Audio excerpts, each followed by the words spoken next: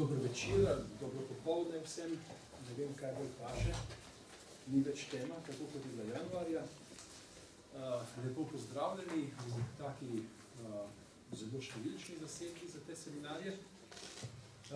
Meni je danes veliko veselje in tudi v čast, da vam predstavim kolega Gerta Biesto, ki ga verjetno nekateri prav dobro poznate po njegovi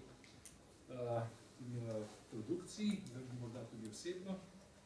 In naj pa povem, da če ste še navajeni ga docirati na Škotsko, potem ga moram predstaviti kot profesorja Univerze v Luxembourgu. Za novo leto se je preselil. Na naši spletni strani je kar nekaj gradiva, na katerem lahko interese in raziskovalno produkcijo kolega natančneje preverite, oziroma se spoznate s tem, koliko vas to zanima in še ne poznate. Jaz se bom pa takoj obrnil k gostu, seveda v angliščini. Good afternoon, Gert, and welcome to University of Ljubljana. We are glad to have you here today. Weather outside is not made for outdoor sports, so we came to see you, to listen to you, and hopefully to discuss with you some issues you will present at the beginning. Good Education in an Age of Measurement is this book. Yeah. And it has a provocative title. At least this was the way how I understood this title. Was that right? Yeah. Yeah. Okay, so I hope that you have 45 minutes, and I hope that you will make a lot of provocations for us to come with questions and comments later. Okay, good. Thank you very much. Hello. It's a pleasure to be here. We've been communicating for a number of years, I think, so it's nice to finally have made it to Slovenia and to Ljubljana. I've been asked to speak on this topic of the title of my book. So I'll try to do that in some way. The book came out in 2010, and it came out of work I've done before. So I've spoken about this topic in a number of different ways, and I'll give you one account which I hope is useful. I'll probably sit here, partly because I'm being recorded, but also so that you can read the PowerPoint. It's a bit of a wide room, so I'll need to figure out how I can do that. I'll speak for no more than 45 minutes, I understand, and then we have time for discussion. So what I'll do is discuss a number of topics. I'll briefly give some reflections on this age of measurement, and then I want to explain some of the reasons why I think that this phrase of good education is important to talk about. And that will get me into some educational theorizing in order to give an idea of how I would engage with that question. And then I want to draw some brief conclusions about what it means for educational institutions. So that's the plan. And I hope some of that is useful. I don't know whether it's provocative or whether you think this is all really old-fashioned. Sometimes old-fashioned ideas can also become provocative again. So let's see where we end up. I have to explain also that what I'm presenting comes out of a very particular context and a very particular experience. So I'm also very interested in hearing how that connects to your context and your experience. Because some of this, you could say, is happening in many countries around the world, but countries respond to that in different ways. And my own background is coming from the Netherlands, where I worked for a long time, first as a teacher of physics, and then to teach pedagogy or pedagogic at university. Then I worked in England for about 7 years in teacher education, then in Scotland for 5 years, and I've just moved to the University of Luxembourg, as you mentioned. Now, part of the background for my concern about education has a location in England, and particularly the Labour government, or the new Labour government of Tony Blair, who, when he came to power in '97, said that there were 3 priorities for his government, which were education, education, and education. That sort of became a joke, that particular reference. But when I looked at what this government did in England, I didn't really recognize that as a concern for education. What it actually further established, was a very particular way to do educational policy and to intervene in school education mainly. And I've characterized that as an age of measurement, in which measurement became the key device to do anything in the field of education. Now, partly the background for my involvement in this particular discussion came out of work I did earlier in a book I published in 2006 called Beyond Learning, which contains a critique of the discourse of learning, and I'll come back to that. And I turned that, in a sense, around in the book that was published a little later, where on the one hand I was critical of that particular discourse, and then I thought, well, I also need to offer something more positive, which is a plea for a discussion about good education. And there are particular reasons for using that phrase of good education.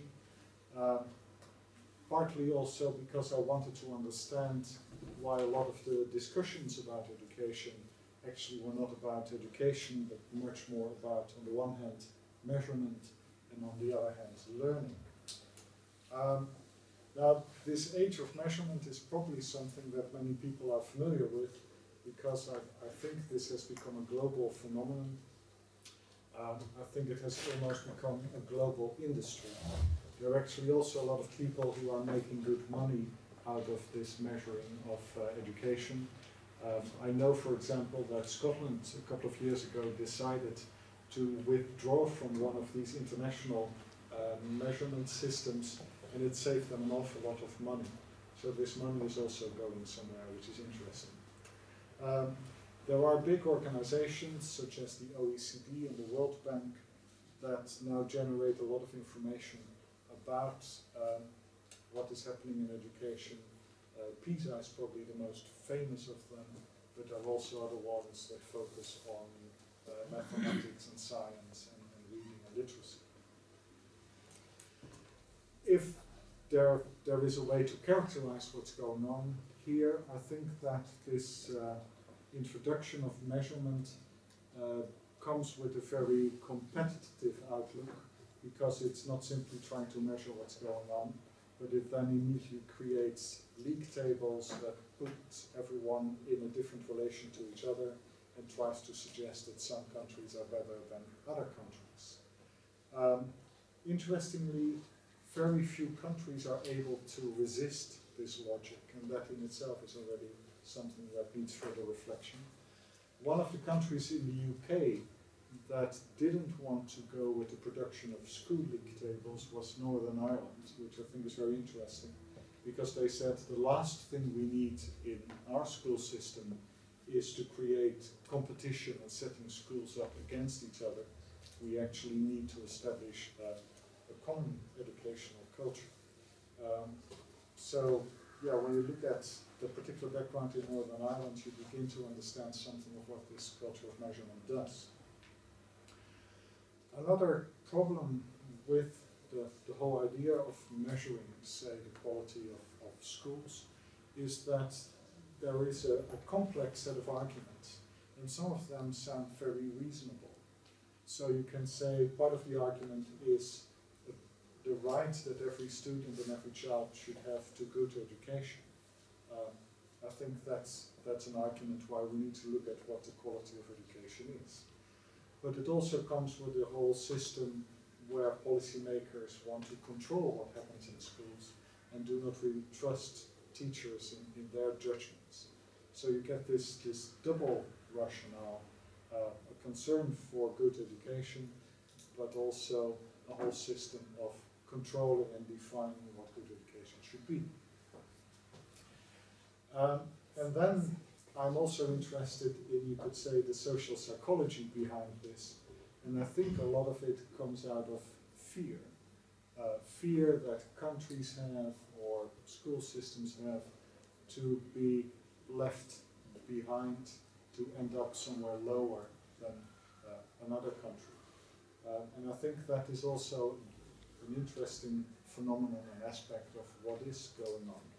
Because fear is generally not a good motivator or a good way to get something that is good, but it is a very powerful mechanism in what is going on. So with PISA, everyone wants to be as good as Finland for some reason, whereas if you go to Finland and think, well, do we want to become like Finland?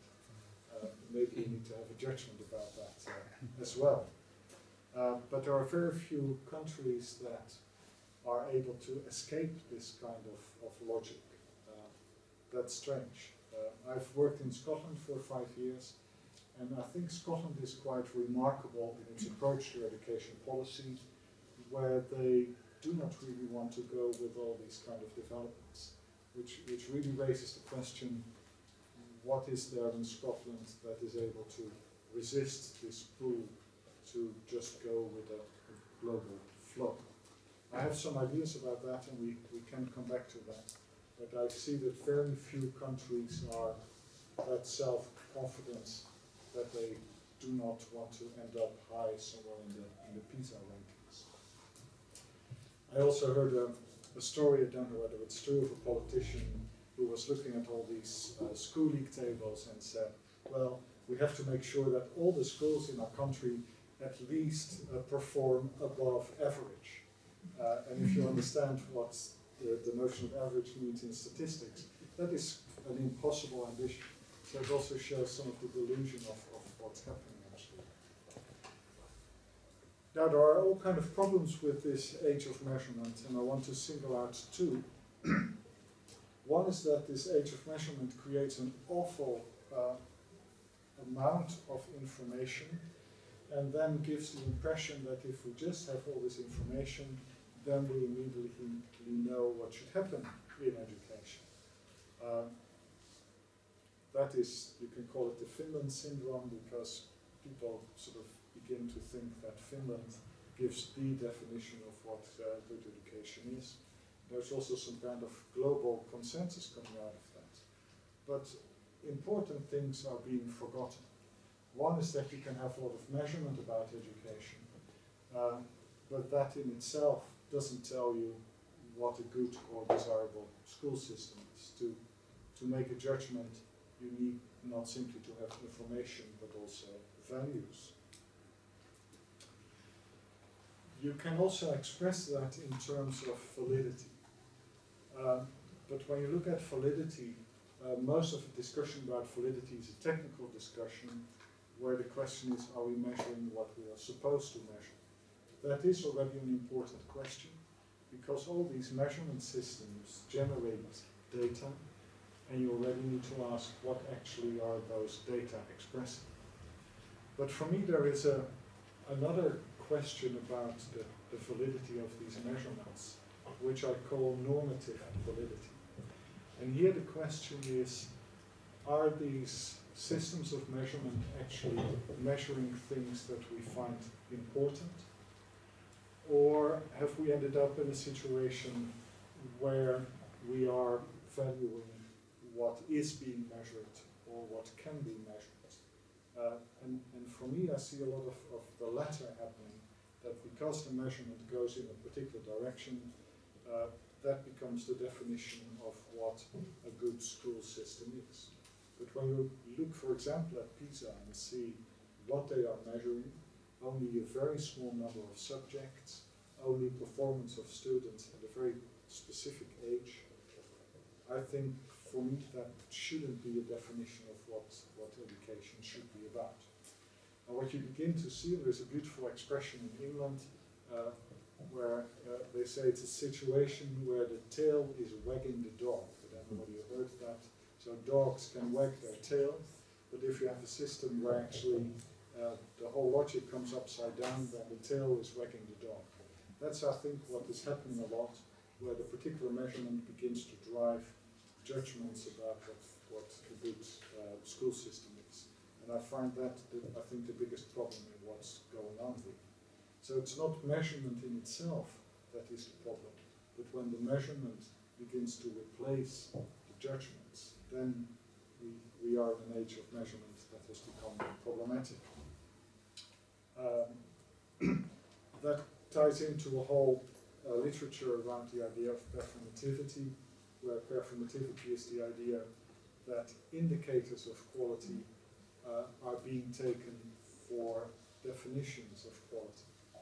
And if you want a weird example of that, that shows what the problem there is, I worked at the University of Exeter, and the main strategic aim of this university was not to become a good university, but was to come in the top 10 of a ranking of universities published by the Times Higher Education, which is a particular education newspaper.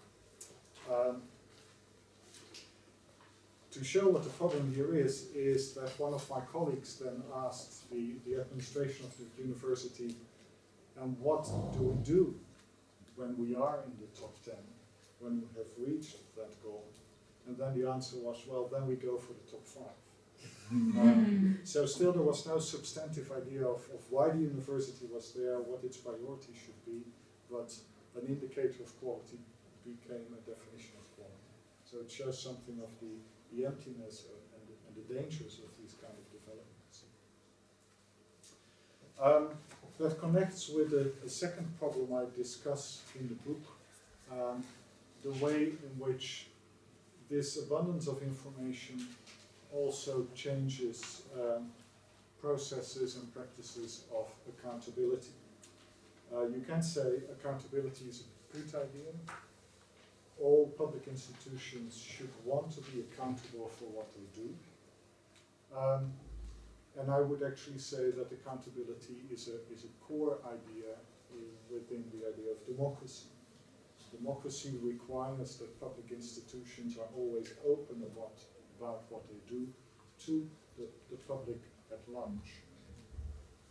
But when you look at what has happened with accountability, it has shifted, I think, over the past 2 decades from a democratic notion to what in the literature is called a technical managerial approach to accountability, where again you could say the measurement becomes an aim in itself, and the relationship change from democratic relationships to technical and management relationships. And there is a good body of literature that describes these shifts and that actually says the whole orientation changes from being open to the public to being accountable to the inspectors and the regulators that come into that system.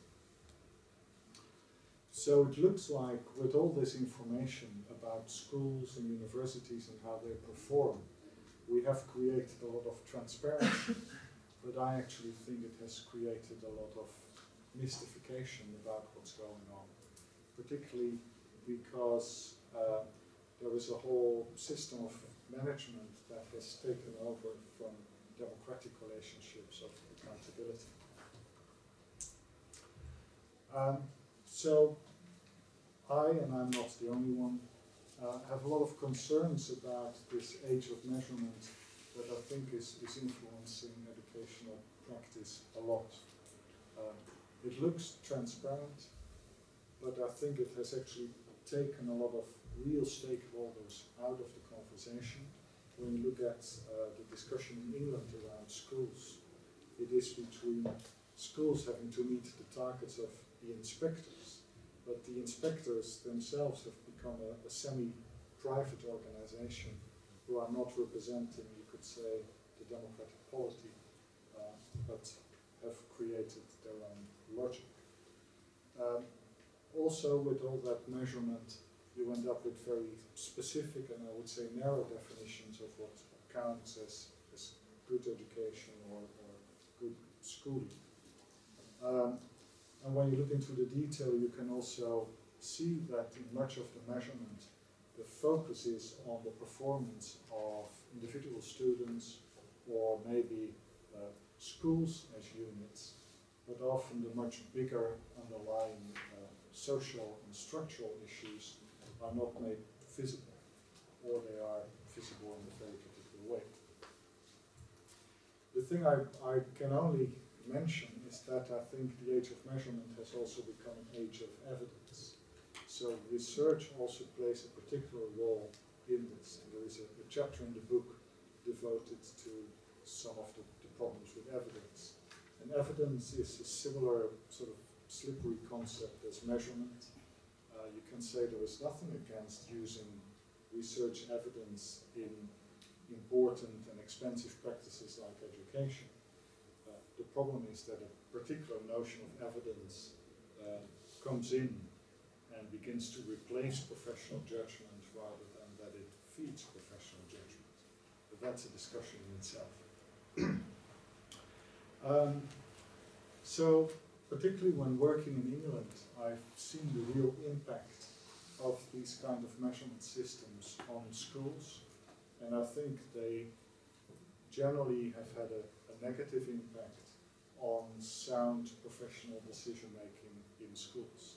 What I found interesting in England is that I met a lot of teachers who I would say were able to make really good educational judgments about what should happen in schools, but then they said the system doesn't allow us to do that, so they were really caught between these two. I also have seen it in the whole medical arena, and the strangest example came from my wife who went to the doctor, and the doctor said at some point, oh, I know what I need to do, but now I need to check on the computer to see whether I'm allowed to come to that judgment. And he said, no, I'm not allowed to do that, so I have to give you something else. So you see how these systems, in a sense, begin to work against the judgment in the field. And that's a worrying tension. So I'm then interested in what should educators do in that situation, but also what should people like me who claim to know anything about education, what should they do? And what is the role of research in that? And the question is this an inevitable development? Is it a reality that we should go with? Or should we try to develop alternatives that bring a different meaning into that conversation? And in a sense, part of, again, what I've tried to do in that book and in other work is to try to articulate a different way to engage with all these questions. Because the questions about what is a good school, what is a good education system, are real questions. And when you look at schools, you can see that students benefit in a different way from it. So the question is a good one, but I think the main tendency to approach it lacks something. So if this difference between valuing what we measure or measuring what we value makes sense, then I'm interested in, can we articulate better what it is that we should value about education? And that brings me to this idea of good education. So if you can follow where I'm going so far, then I now want to say a few things about good education. Why do I talk about good education? Well, if you really look deep down inside myself, it is to irritate a couple of people who use different language. So it's deliberately, in a sense, to use some concepts that try to make a difference. One difference I want to make is to bring this word good into the conversation. And some people don't like it because they say good is a normative concept and what is good for one person is not good for another person. But for me, that's precisely the reason to use that word, because I think in education we cannot escape these normative questions. So I want to bring those back on the agenda, and I like the word good because it's different from the word effective. and it's different from the word excellent. Effective education, which I think is a discourse that has been quite influential, is an interesting concept, but an effective school is for me not automatically a good school. And that is because effectiveness is a process value. It says something about how good processes are in producing something, but it doesn't say anything about the desirability of what comes out of it. So I assume that somewhere in the world there must be an academic who writes papers on effective torturing. And there is effective torturing and less effective torturing, but it doesn't make the torturing itself morally acceptable. So that's the problem with effectiveness. Then there are a lot of discussions in education that talk about excellent education. And what I don't like about the language of excellence is that it is a competitive language. It sort of assumes that some can be excellent and the rest can only be average. So the reason to have this notion of good is to say we all deserve good education, but then we need to talk about our values. We need to figure out what that might be. But for me, the other reason to use that phrase is in the second term, because I want to talk about education, and what I don't want to talk about is learning. And I will explain in a minute what the issue there is. But I am aware that I'm talking English here, and already earlier today I had an interesting conversation about how different languages have different words to speak around this. And I think the English language is a pretty poor language because it has only this word education, whereas if you go to German you have already Bildung, Erziehung, Unterricht, a lot of other concepts. And I know that the Slovenian language has interesting distinctions there as well. So I use the word education, but I am aware that some of the problems in the English language become different discussions in other languages. I use the word education and not the word learning. And that comes out of a very specific observation which I have made, and I think there is evidence for that over the past, again I would say 20 years, in discussions about education, the word learning has become very prominent. And here I have some examples of that. Teachers are often referred to now as facilitators of learning. Teaching is often described as the creation of learning opportunities. Schools are often called learning environments. Students are often referred to as learners. It's something I never do. I think it's actually an insult, but we can come back to that. The field of adult education has been redefined as lifelong learning. And an interesting phrase I encountered when I moved to England is the phrase teaching and learning. And I actually, again, to upset some people, I always say teaching and learning is one word, because that's how people often speak about it. And for me, teaching and learning is something slightly different than education. I've called this phenomenon the learnification of educational discourse. And learnification is a word I made up. It doesn't exist in the dictionary, not yet, but maybe it will come. Most people who hear it in English would say it's an ugly word. But that's precisely my point. I was looking for a term in order to indicate that there may be a problem with this language of learning. Now, before I say what the problem is, the most extreme example I found of this was from two primary schools in Sheffield who had to merge to become one school. Now, when that happens, there is always a discussion about how shall we call the new school, but here something else happened, because these two schools said, we no longer want to call ourselves a school because school has such a bad connotation. So they decided not only to call themselves Watercliff Meadow, but to call themselves a place for learning. And for me, that's not only another example of this language of learning, but I also find it really strange that the school doesn't want to call itself a school. It shows something about what has happened to our educational institutions. There is actually a law in the UK against the misrepresentation of things you sell. So if, say, a company promises to sell people something and they have misdescribed that, then you can take them to court. I'm close to wanting to take this place for learning to school because I think they are, or to court, because I think they are misrepresenting what they're actually doing. But that's another thing. So what's the problem with the language of learning? And it's a problem with the language of learning. The quickest way for me to put it is to say that for me the point of education is not that pupils or students learn, but that they learn something, that they learn it for a particular purpose. And I would also say what's typical about education is that they learn it from someone.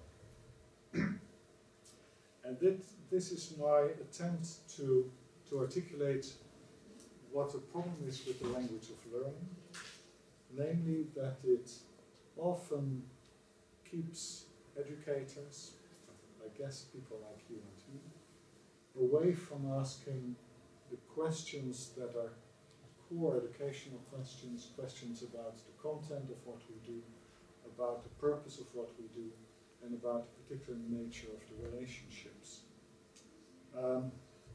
And the language of learning, I would say, makes it more difficult to keep those questions into focus. That's partly because, at least again in the English language, learning is a process language, and it's a very individual language. In the English language, you cannot learn something to someone else. You can only learn for yourself. In other languages, that's different. In German, you can learn something to one, and I don't know how it is in Slovenian. But particularly in English, learning is something you always do for yourself. And that, for me, takes the relational dimension out. The process quality of learning means that questions of purpose and content disappear from the radar. Now you can say that's a very sort of specific observation that you have made, but it's not that bad in real life. And sometimes I think that's true, it cannot be like this, but I keep coming across situations where I see the language of learning being used and people forgetting to ask these key educational questions. I see it in policy texts, particularly in the UK, where policymakers say the purpose of the school is that students learn and the task of teachers is to make students learn. And for me that's such an empty description because it doesn't say anything about what should happen in schools. I also saw it in a German newspaper I read on the plane to Slovenia last night actually. The task of schools is that students learn. But if you just say that, you miss something. And what I've seen in my work with students, in teacher education, but also with experienced teachers who do masters, for example, is that the language of learning really keeps them away from asking these questions. And that was particularly a strong experience when I moved to Scotland and started to work in sort of professional development programs with teachers. Because they spoke in terms of the language of learning, they were not able to reflect on the question of purpose. So it partly comes out of those experiences, but I see them a lot. There is something else that I think also is often forgotten when people talk about learning. That even if you say, yeah, we need to speak the language of learning in education, learning is not one thing. If you just think of the really different qualities of learning to ride a bike, learning to understand Einstein, or learning to be patient, these are completely different processes. And just to say the school is about learning also misses those differences. So I think there is a problem with this language of learning. It is, I think, often forgetting to ask these educational questions. For me, that also means that if we want to do our educational work, we cannot build it just on learning theories. And again, when I look around and see what the main sort of frames are that people use in education, more often now they are learning theories, like social cultural learning theories, but not education theories. And that either means that those theories are unhelpful to engage with these educational questions, or the educational questions are there, but they are not made explicit. And that often means that, for example, the discussion about purpose ends up with very, you could say, simplistic or unreflected ideas of what the purpose of a school should be. For example, that it should be to produce particular learning outcomes. And then the age of measurement comes in again, because those measuring systems not only measure particular outcomes, but in a sense also by measuring them, seem to say this is what schools should focus on. So they drive schools towards focusing only, say, on science and literacy, for example. And I heard, and I was shocked about that, a couple of weeks ago, that the government in Wales now has developed courses for teachers in secondary schools, where teachers are being told how their students can perform best in the PISA test. So the education system is again turned around so that at some point Wales will produce students who know how to do best in PISA. It's another example of the tail wagging the dog. So all these concerns I have, so you can say, well, this guy has a lot of concerns, but I think that's part of my job to make some of these problems visible. Also point in a direction, you could say, for the need to bring educational questions and educational thinking into the educational conversation. And that's another part you can find in the book, where I try to say more positively, okay, if we need to have educational theory, what kind of questions then do we need to answer? And I want to give you a glimpse of my thinking about that, and some of that I'll do quite quickly, but we can come back to it in the discussion. I've become convinced, as a result of not only my academic work, but also a lot of practical work with teacher educators, policymakers, that what is key in any educational argument is the question of purpose.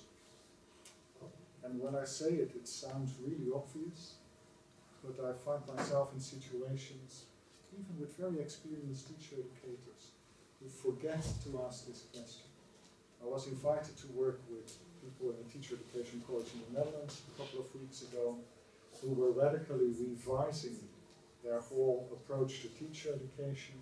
And they had all kinds of principles like flexibility, ICT, and the question they constantly forgot to ask is the question, what is actually the whole purpose of what we are doing?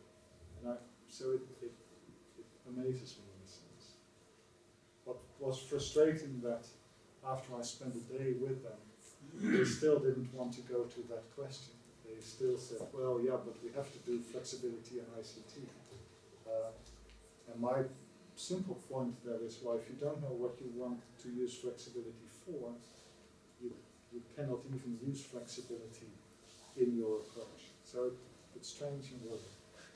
So if you don't have a sense where you want to go to, then you don't have a criterion to make any other decisions.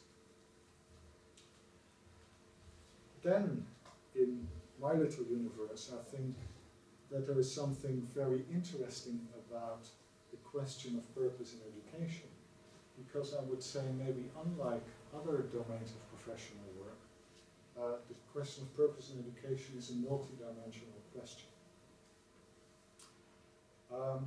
this is a particular idea I have developed, and some people find it useful. It starts from a very simple observation that when I look at what happens in very many educational settings, when people do something there are things happening in 3 different domains. And I think even when you look at what I'm doing now, you can recognize these domains. Part of what happens in education has to do with knowledge and skills, with content or substance. And when educators work in that domain, you can say they are working in the domain of qualification. You give your students particular knowledge and that qualifies them to do something. Sometimes that's very specific. In vocational education, the particular skills matter. But when you think about the general curriculum in primary and secondary school, it is to qualify children and young people to live in modern Western societies. But when you do that, there is also a second dimension that has to do with how we position ourselves and our students in relation to traditions. We can call that the dimension of socialization. And that happens as well, whether we want it or not, and sociologists of education have a lot to say about that. And then I would say, but that also shows how I grew up in a continental tradition of thinking about education. I think all education also impacts on the person. I prefer to refer to that as the dimension of subjectification. I have some reasons not to talk about the person, but rather about the subject, and we may want to come back to that. And when you look again at curricula or programs, you can often find notions there. Notion like our students should be able to think for themselves, or they should be able to think critically. That denotes qualities of the person. So on the one hand, I would say when we do education, you can see that education functions in these 3 domains. But if that is so, then as educators we need to be responsible for those 3 domains and what we do in those domains. So I not only see them as 3 functions of education, but also as what I call 3 domains of educational purpose. And if you want to have a nice picture of that, I think as educators we are playing 3 games of chess on 3 different chess boards at the very same time. And that makes our job so interesting, because sometimes these games display synergy, but quite often they pull us in quite different directions. So the picture I have there is that we work in these 3 domains, and partly these domains are different, partly they come together, partly they overlap, sometimes they create synergy, but quite often there are also tensions. And again, I apologize for the simplicity of the ideas, but I've also found that this really helps to get into a much better discussion about what are actually the purposes of our activities.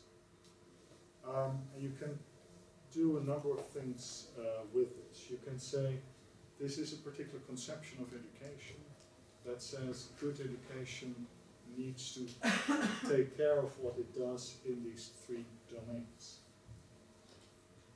It needs to focus on the person, on the tradition, and on the subject matter. What looking at education in this way also allows you to do is to show problems of education that narrows its focus to one of these dimensions. That's another way to say what the problem is with the culture of measurement. It only tends to measure things in the domain of qualification. So it narrows the idea of what a school should be to this one dimension and forgets about the other dimensions. So you can say it is a rather diminished notion of what good education is. But the critique can go in other directions as well. There is also a long tradition that narrows the thinking about education only to the dimension of subjectification.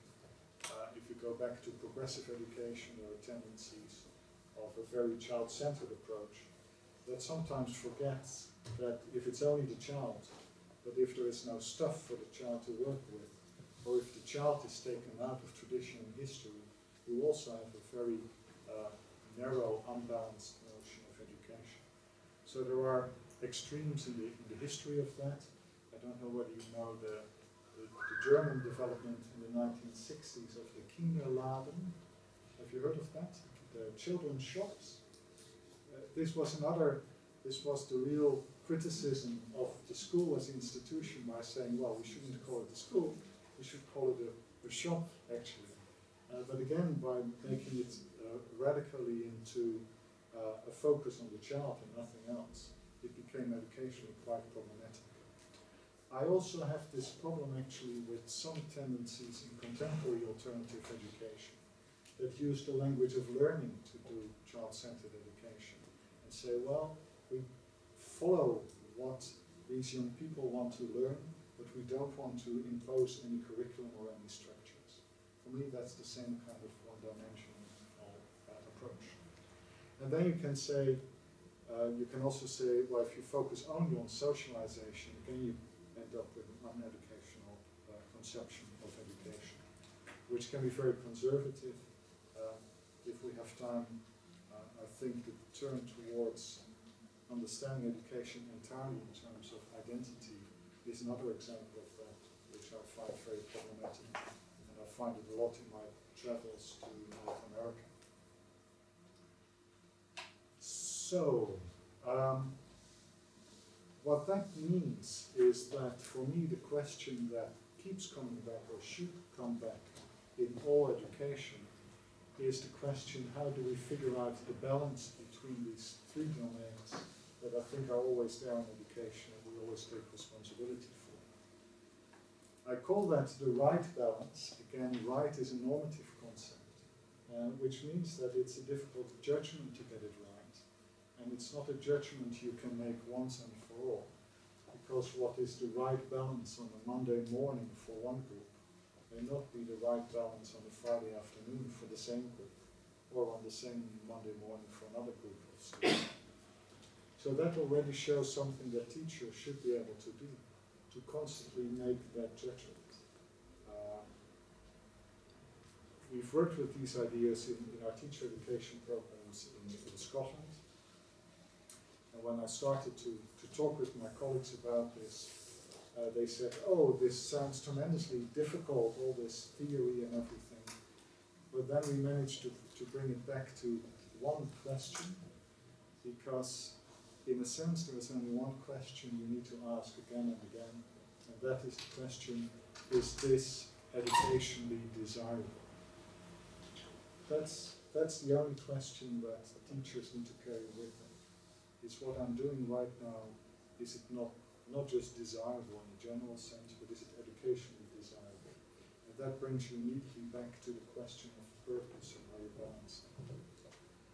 That also requires a judgment about trade-offs, because I think that's interesting about education, that we play in three different dimensions and need to find trade-offs. If we constantly only focus on one of them, if we constantly say to our students, it's only qualification that counts, then sometimes the price we pay in these other dimensions is really too much. So we create a system that produces perfect PISA scores, and Finland is one example, with South Korea as the other example. And I was in South Korea recently, and the educators I met there said, the only thing we should be talking about are the huge socio-psychological problems that this system is creating. The shockingly high rate of teenage suicide. And that is really a serious problem that shows the stupidity of driving your system in one direction. So finding the right balance becomes a very serious matter. And when you then ask what kind of judgment are those judgments, I call them pragmatic judgments, because they can only be made in relation to how we think about the purposes of our activities. And I I see too often that pragmatism disappears out of educational practice and out of educational policy. Because to see that these judgments are pragmatic means something quite important, namely that nothing that we encounter in education is desirable or undesirable in itself, but it always depends on what we want to achieve. That's why I don't think that you can say education should be flexible. Sometimes, for some reasons, it should be flexible, sometimes for some reasons it should be anything but flexible. That's what drives me mad when a teacher education college said, our founding principle is flexibility. I don't understand that. Sometimes you can say education should be student-led, sometimes it should be teacher-led, and we should be able to judge when what. I think the other thing they had is that they said, oh, everything should be entirely clear to our students. Well, sometimes that's a good idea, but sometimes you have to work with mystery, with surprise, with adventure. So just to say we have to tell our students exactly all the competences they need to acquire, and then we just let them flexibly work on that, is a very poor educational concept, which can produce some things, but it also loses out some things. And I think that that is also an issue that comes back to the heart of educational research. And this whole discussion about evidence, because what I also see in all the evidence is a huge lack of pragmatic thinking. If I can give you one small example, I don't know, there is a guy in New Zealand who did, on the one hand you can say an impressive study. He tried to bring together all the research evidence there is about education, and he put that together in a book. And the guy is called Hattie, and he makes a nice living out of that, and I think he did hard work, so that's fine. But the way in which this book is impacting on policy and practice is worrying. I met people in Scotland who had a very responsible position in the whole running of the school system, and they quoted that book and they say, oh, we now know that homework is useless because the research shows that homework has no impact on student achievement scores. And then I said, well, wait a minute, maybe it has no impact on that, but there could still be very good reasons for giving students homework. Like you give a student a task. You take a student seriously by saying, I make you responsible for something. So there are so many other reasons why homework could be significant. And if research doesn't show that, but simply makes these simplistic connections, it does something that is unhelpful, I think, in thinking education without education. So you should be waving the red flag sort of around now, and I'm only halfway with what I've prepared. So let me just tell you what I won't be telling you. What I've given you is on the one hand some views about this age of measurement and what it's doing, and on the other hand some ways to talk about what I think the discussion about education should look like, but what I think is quite absent in a lot of circles where I move. And on the one hand, as I said, I apologize for these ideas, because at one level I think they should be plain common sense, but I encounter too many situations where they are not common sense. And that in itself surprises me, because I think as a teacher, when you work with students, these things are in your face. But then I've seen a lot of teachers where these things are in their face, and still they were not able to recognize them. Now what I could have done there is to say, gosh, teachers in Scotland are really stupid. They should have gone through an IQ test, and we should have taken out 90% of them already there. But I didn't want to make that, draw that conclusion, because I would never say that someone is stupid, particularly not teachers. But I did come to the conclusion that probably these teachers didn't have the resources to see what is in their face. So rather than to say it was a lack of intelligence, I would say it was much more a lack of language, a lack of theory, and a lack of educational resources to talk about what is happening there in an educational way. And from that assumption, I could indeed begin to see, when I listen to teachers, the words they use, the references they make, were a lot to learning theory, but also a lot to policy initiatives that had come into their practice, again in a very unpragmatic way. So what I encountered a lot in Scotland was formative assessment and collaborative learning, which are very good ideas in themselves if you can use them pragmatically as tools. When you can judge, this would be a good reason to use notions of formative assessment. But these notions had come in again as big policy initiatives, so that teachers were saying, oh, we always have to do formative assessment, we always have to promote collaborative learning. So you also see how policy language, if it comes in that way, is not a helpful resource.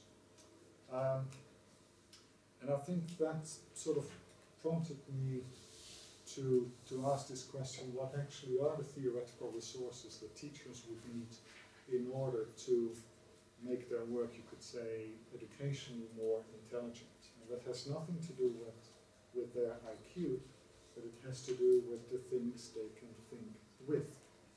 And for me that was another important insight, because again, moving to Britain, what I saw was an awful lot of talk about reflective practice, and an awful lot of activity where teachers were reflecting on their practice and writing pages and pages and pages about their practice. But the thing that was missing there, that the teachers had nothing to reflect with. So what they were writing was what they already knew. So the writing didn't help them to think differently about their practice. Which for me again was an argument to say, oh, what actually are the theoretical resources we can bring into that, so that teachers can think with something about their practice. That's also why, again, to upset some of my colleagues, I said we shouldn't talk about reflection, but about refraction. Reflection is when you look in a mirror and what you see is what you already know, because it goes straight. Refraction is when light comes in one angle and comes out in another angle.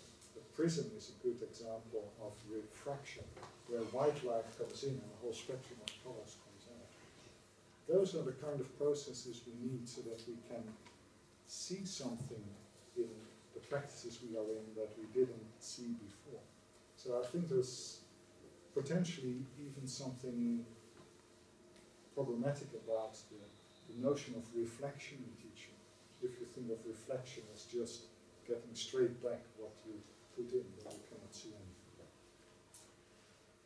And then, after all this worrying, the other half of my time I work on bringing in all kinds of different concepts and ways of talking about education that try to open up, that try to ask different questions about education. And I think that's important work as well. So I write about the world, about uniqueness, about dialogue, about the educational space as between world destruction and self-destruction. And I think I have to invite you again if you want to hear more about that. So that was very quick, but it shows that I think that there is important work to be done in getting different languages into our educational work. So the conclusion then brings me back to our educational institutions.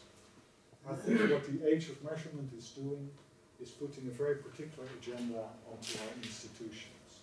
And if you want to look at that as a problematic development, you can say it's a form of colonization. I think that the school, but also university, is actually a very special place. It is a place, as I've written somewhere, where the child gets a particular entrance to the world. But in my own work, the word world means something very special. The world is a plural world. It's a difficult world where we meet other people who are different from us and we have to do something with that. Therefore, the world is a very frustrating world because it's much nicer to live in your own bubble than to have to live with other people who think differently or who smell funny. So I call that also a worldly world, to emphasize there's something about the quality of the world. It's an illness that is worldly. And that's why I make a distinction between society and the world. You can say society is our environment as it is. The world is a particular quality of being in that society.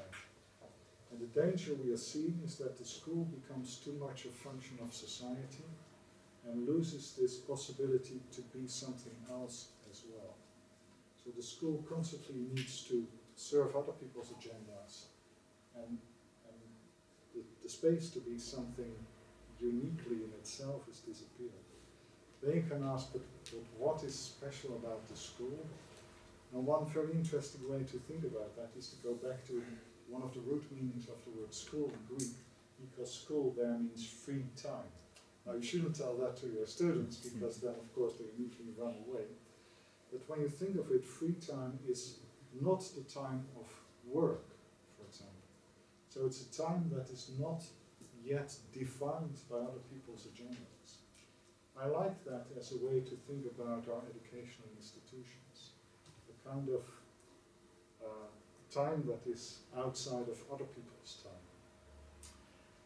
And I think that is a quality that we should reclaim in schools, but also in universities, because these things are also happening to universities.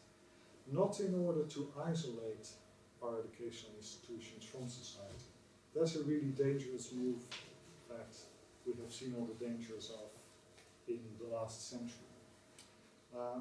But if I try to sort of paint an image there, for me it's a school or a university that is closed towards society, but at the same time open towards the world. If that image works for you, then it sums up what I think we should try to do with our educational institutions. And when I write a paper, it often starts with the title, which means that I have more titles at home than papers.